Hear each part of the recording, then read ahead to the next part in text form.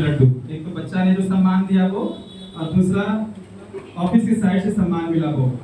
ये दोनों हम सबों के अंदर एक ऊर्जा भरता है। और जैसा कि सर ने कहा कि इसी सम्मान, इसी एनर्जी के साथ हम लोग जब क्लास कल से स्टार्ट होगा तो बच्चों के बीच में काम करेंगे, बच्चों के लिए। अब बारी है विकास सर को बुलाने की। आइए विकास सर। दो सब हाँ, लेकिन समय सीमा कम है तो थोड़ा शॉर्ट हो। विकास सर जब बोलते हैं तो भाई चुप करवाना पड़ता है। धन्यवाद सर। आप सभी को 2 मिनट शिक्षक दिवस की ढेर सारी शुभकामनाएं। आप लोग का विदित होगा कि शिक्षक दिवस हमारे देश के प्रथम उपराष्ट्रपति तथा दूसरे राष्ट्रपति राज्यसभा के प्रथम सभापति, क्योंकि जो उपराष्ट्रपति होते हैं वो राज्यसभा के सभापति भी होते हैं, तो इस नाते हमारे देश के राज्यसभा का जो प्रथम सभापति हुए उनके साथ साथ वो एक प्रख्यात विख्यात शिक्षक हुए थे। उनके जन्मदिन के मौके पर हम लोग आज प्रत्येक वर्ष 5 सितंबर को शिक्षक दिवस मनाते हैं। आज सोचने वाली बात यह है, पहले बच्चों को जो भावनात्मक दृश्य था, उसके अंदर का जो फीलिंग था हमारे प्रति, उसका जो सोच था, इसको समझने की बात थी। वो हमारे लिए इतना सारा कुछ कर रहा है, क्या हम उसके साथ उचित कर रहे हैं या नहीं कर रहे हैं? एक शिक्षक होते हैं वो देश के भविष्य का निर्माण करता होते हैं। किसी राष्ट्र का उन्नति इस बात पर निर्भर करती है कि उस राष्ट्र के भीतर वहां का शैक्षणिक स्तर क्या है, वहां के शिक्षक मनोदशा मनस्थिति क्या है। तो एक शिक्षक के ऊपर सामाजिक से लेकर के शैक्षणिक स्तर दोनों पर एक काफी दरमदार होती है जो वो देश को विकास में महत्वपूर्ण योगदान निभाए। मैं आपको ध्यान दिलाना चाहता हूं कि एक शिक्षक के अंदर एक अद्भुत शक्ति होती है। याद होगा चाणक्य जैसे एक साधारण शिक्षक। पहले बता देना चाहता हूं कि एक शिक्षक के अंदर एक साथ प्रलय और एक साथ महानता दोनों पलती है।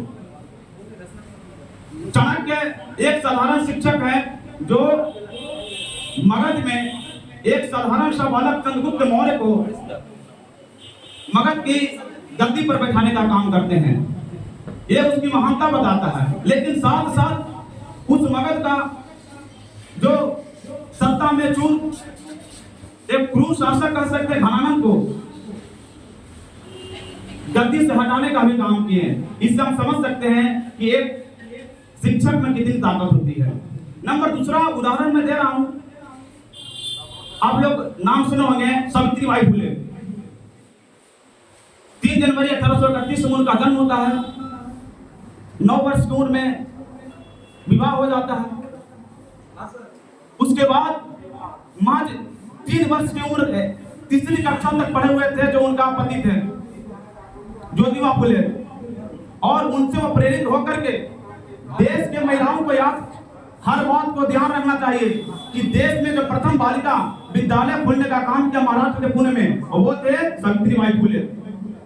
तो आज के दिन वो सभी गणमान्य व्यक्ति जो शैक्षणिक स्तर पर हमें सहायता दिए, आगे बढ़ाने का काम किए। आपको ध्यान रखना चाहिए कि जब वो पढ़ाना चालू किए तो वो जाते थे तो उस समय 1848 में बता रहे हैं कि उतना शिक्षा का महिला को खास करके पढ़ने का अधिकार नहीं दिया गया था।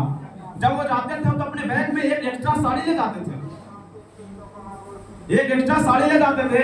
जितना भी लोग थे उनके विरोधी थे, जो शिक्षा के विरोधी थे, महिला विरोधी थे, उनके ऊपर पत्थर और गोबर फेंकते थे। और वो जाकर के अपना विद्यालय में अपनी साड़ी चेंज कर देती और उसके बाद है जो बच्चों को लगातार पढ़ाने का काम करते थे। 18 विद्यालय खोले बालिका विद्यालय। ये रहा। अगली बात तो ये जानने की जरूरत है, अभी हाल ही में दिल्ली यूनिवर्सिटी का एक प्रोफेसर थे, बहुत प्रसिद्ध करते हैं, उनका नाम था डॉक्टर लक्ष्मण यादव। उन्हें किसी राजनीतिक कारण से हालांकि यूनिवर्सिटी से परमानेंट नहीं किया गया, निकाला गया, और उन्हें एक बहुत ही अच्छी किताब लिखी है। उस किताब का शीर्षक है प्रोफेसर की डायरी। उस प्रोफेसर की डायरी में हम जब मंगाए वहां से 4 लाइन पढ़े, उस 4 लाइन में इतना बढ़िया जो 4 लाइन का ही बात था, वो एक था कि एक सभ्य शिक्षक एक सभ्य समाज का निर्माण कराता है, परंतु उसी का विपरीत था कि एक डरा हुआ शिक्षक एक ऋण विहीन छात्र को निर्माण करता है, और वो ऋण विहीन छात्र है वो एक पीढ़ी दर पीढ़ी है जो खराब होती है। तो हमारा देश जो अगले 10 साल में कहीं उन्नति करता वो अवनति के चल जाता है। तो हम लोग को एक बात समझना चाहिए, एक शिक्षक और सड़क ये दोनों एक जैसे होते हैं।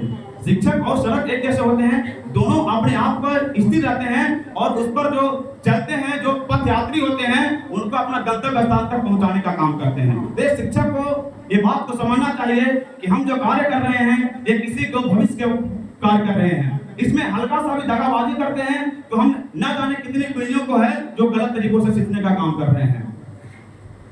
आज जब सर बोले कि 10 सेकंड के लिए आप वोट लीजिए खुद से, हमने भी वही सोचा कि शायद सब लोग ये बात को लेते कि जो छोटी मोटी गलतियां होती है हम नजरअंदाज कर रहे हैं, हम बस मान उसको समझ रहे हैं कि 40-45 मिनट खींचना है।